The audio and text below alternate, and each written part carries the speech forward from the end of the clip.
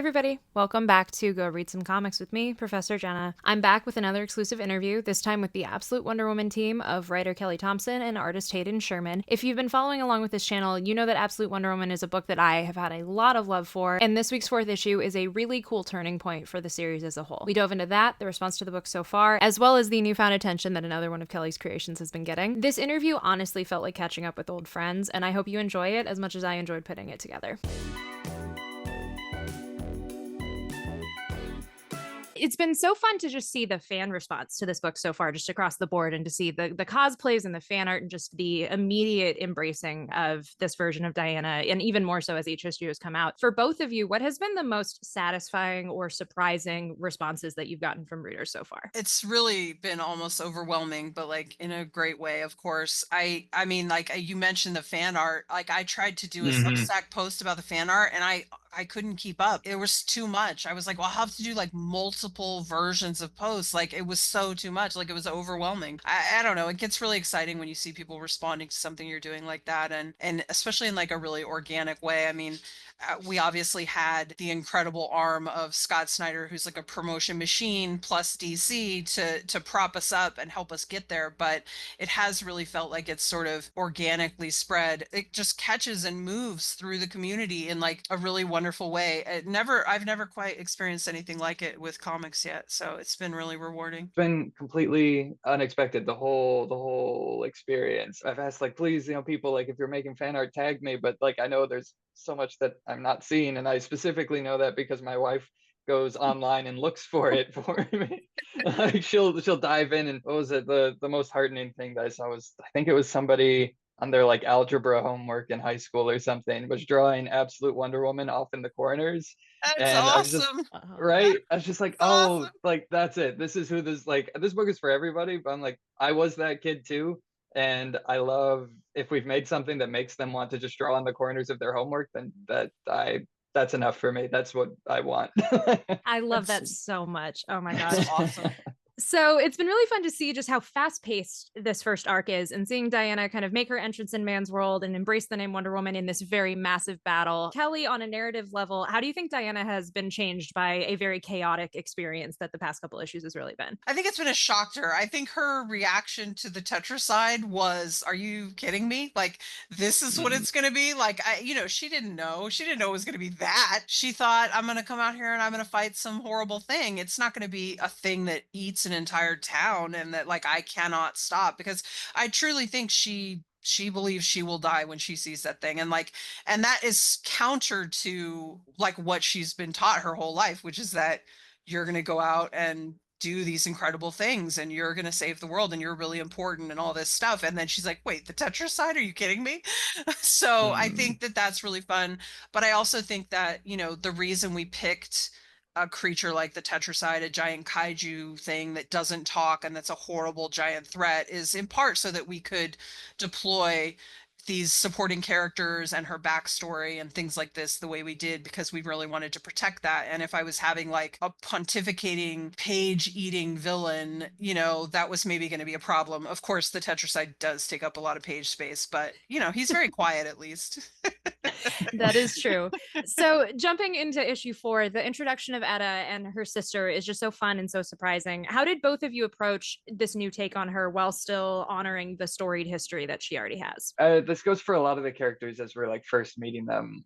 Same with Barbara, but I feel like we're seeing the slightest peek at who they are and how they're presenting themselves. I think we're like aiming to put their like best foot forward for like, this is sort of an encompassing vision of the character, but I feel like there's so many layers to what is going to be coming in the future and what Kelly will be exploring, that I look forward to further fleshing them out. I really enjoy, I mean, character design, but specifically for like street clothes and fashion and things like that, that we can give characters a little bit more rounded out identity in a very day to day kind of way, especially in a book as fantastical as this. It's just fun to have the sister dynamic between the two of them. Yeah. It's fun to have to have sibling interactions, because sibling interactions are so specific and can be so funny and sharp. So getting to draw just their mannerisms in each other's company is a joy. That's all because of how they're written too. I was a little worried. I didn't know if it was a really great idea. I spent a lot of time second guessing myself. It's a very slow process, super fun. I wasn't sure giving Etta a sister was the right call, but I really needed a witch, like a human, like low level, runs a magic shop kind of a witch, a human witch for the story narrative. And I knew I was going to need it going in. I knew it was going to be an important part of building like the framework of Diana's life in Gateway City and how all that works. But I didn't think it should be Etta. It just didn't feel right for that to be her. It also didn't feel right to make, a major supporting character also be a witch. So how much we see of Gia and how involved she gets down the line, we'll see. But I needed to free Etta from that burden because it just didn't feel right for what she should be. I am very excited about where we're taking Etta. I think it's going to be like a really organic way to get her in the nitty gritty with Diana in Gateway City and beyond, I'm sure. And that really decoupled her from any like power structures and military stuff that this Diana is going to be sort of less accommodating with and less like, yeah, I'll be your ambassador of peace. Like, no, that's not this girl. She's not doing that.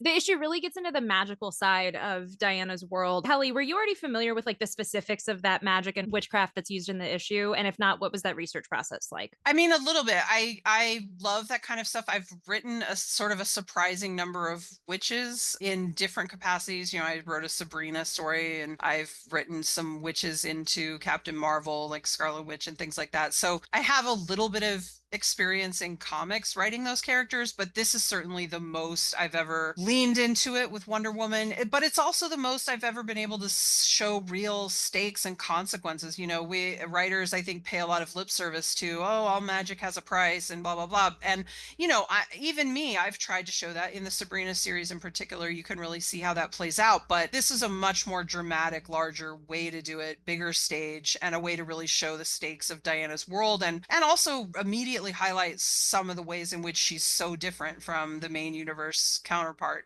As far as research, I mean, I'm mostly subjected to the internet. I don't have some fancy travel budget where I travel the world talking to people who practice.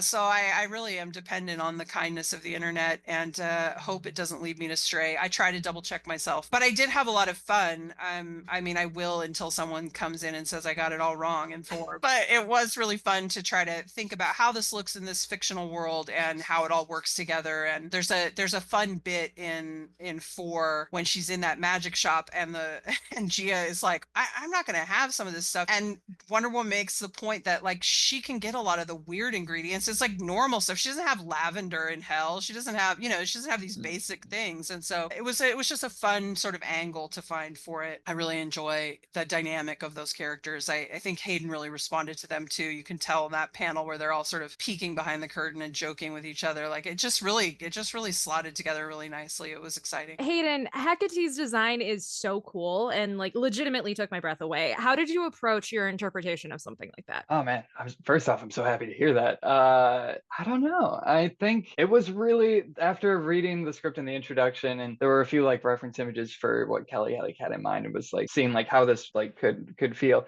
The first image that popped into my head was having like her face just completely shrouded by whatever this like spiky ornamentation she has. I wanted her to feel sort of luminous and at the same time abstract. So by pushing it back so we can only see her eyes and lips, I feel like gives us just enough distance from any sense of like known identity there, where we can keep that like sense of godliness intact, but then having her otherwise just draped in just metal that looks deeply uncomfortable, honestly. I don't know, all of it slotted together in my head at least as feeling very ethereal and unexpected. There's something about discomfort that seems to be locked together with the like something that is sanctified.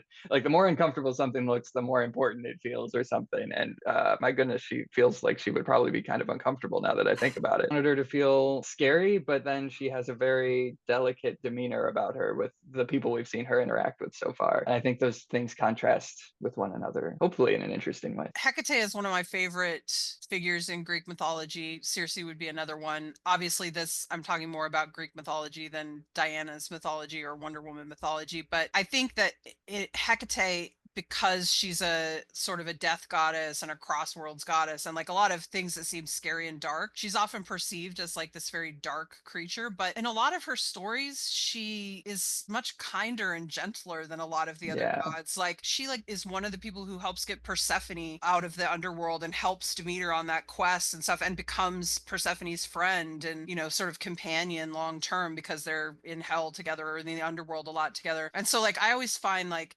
there's some interesting contrasts with her, and I think that was one of the things Hayden and I talked about, like that she should feel terrifying, but also that there's like a softness and a beauty there, and you could see how Yes. she can Yeah. be both of these things. I also just, you know, you're not going to really see any togas or any, like I find that Hmm. incredibly boring and dull. I find it boring and dull for the Amazons. I find it boring and dull for the Greek gods. I think it's not an interesting interpretation. I mean, here's the basic reason why. Why were they in togas back then? Because that's what everyone wore. Well, we don't wear togas now, so why would any of the gods still be in togas? Other than that, it honestly looks pretty comfortable. But, you know, so like the closest we even get to togas are sort of like what Circe wears in Hell, which I would not call a toga, but it like has toga vibes, I guess, a little bit. So it's been really fun to approach all of the designs like that, where we just don't want to do anything that's expected. Like we're not going to try to be edgy or cool just for edgy's sake. We're trying to ground everything and like where it comes Yes. from and why it would look like this.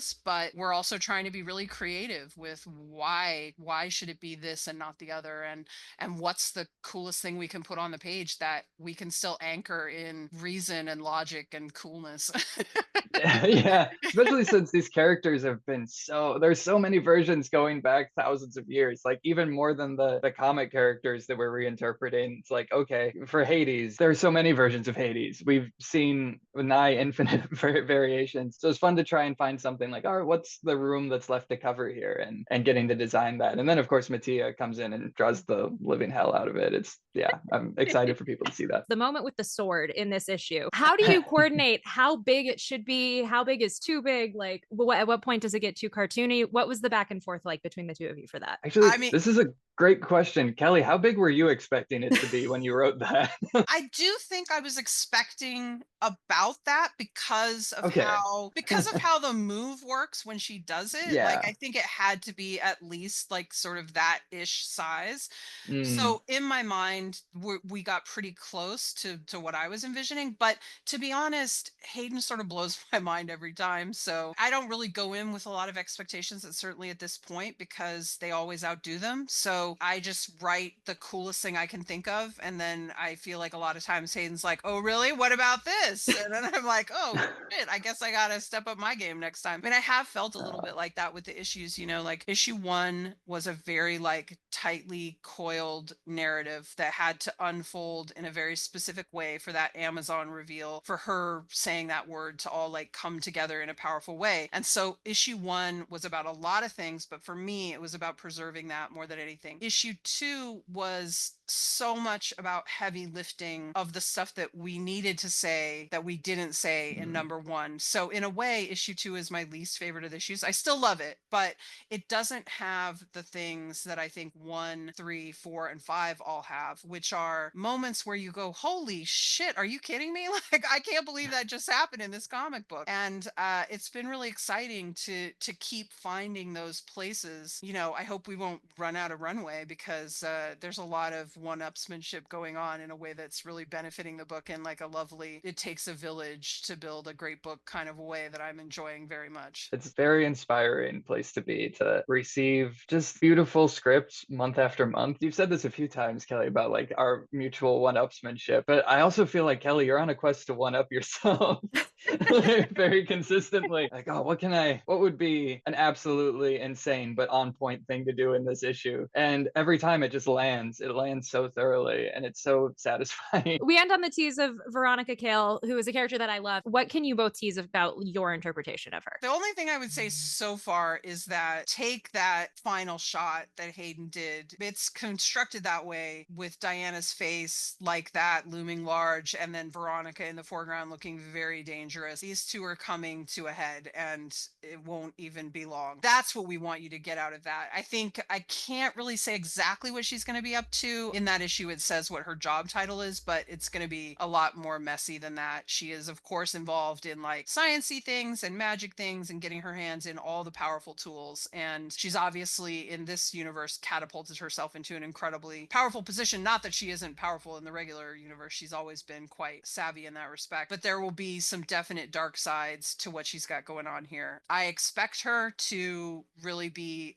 a big threat for Diana. She's not going to be the only one. I mean, we're going to be unveiling a lot of these snakes are going to be slithering out of their respective holes here. Diana is a huge problem for Veronica, but she also opens a ton of doors to things Veronica is very interested in getting her hands on. So I think it'll be really fun in that respect. I feel like my mind is just filled with all the spoilery things, and I can't say anything Yeah, about I know, those. right? It's going to be very fun to explore it. I'll leave it at that. Kelly, I have to ask, what has it been like to concurrently have all of the hype around this book and all of the newfound love for Jeff? Because I just feel like as a creator, it has to be two very different extremes. It's very, very weird. It's surely the most anything of mine has ever been sort of, for two of those things to sort of be going viral-ish at the same time it's like whiplash. I don't know. It's strange. I mean, I saw my partner showed me a porn star making a Jeff the land shark joke. Quite a good one, by the way, the other day. And I was like, where am I? What is happening? So it's been very weird. You know, with Diana, it's been more enjoyable because it's the thing we're making and it's happening as we're doing it. Whereas with Jeff, you know, I made that baby many years ago.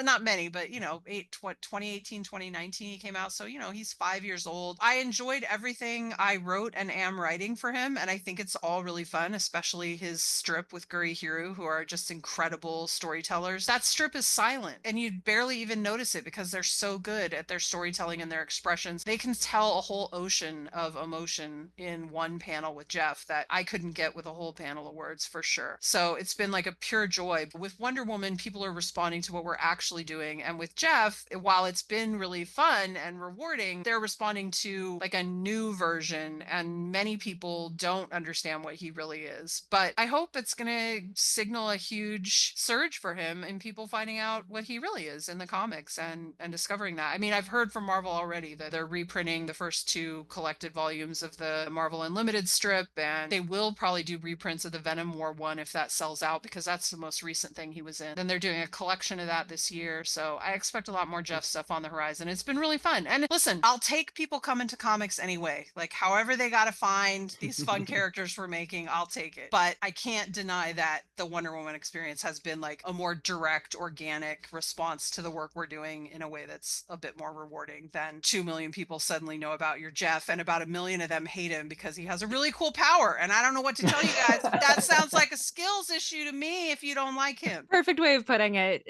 Like, no notes. Thank you to Kelly and Hayden for their time, and thank you to DC for helping set up this interview. As always, please be sure to like, subscribe, and share with your friends, and follow me on social media at Hey It's Jenna Lynn. Thank you all so much for watching, and as always, go read some comics.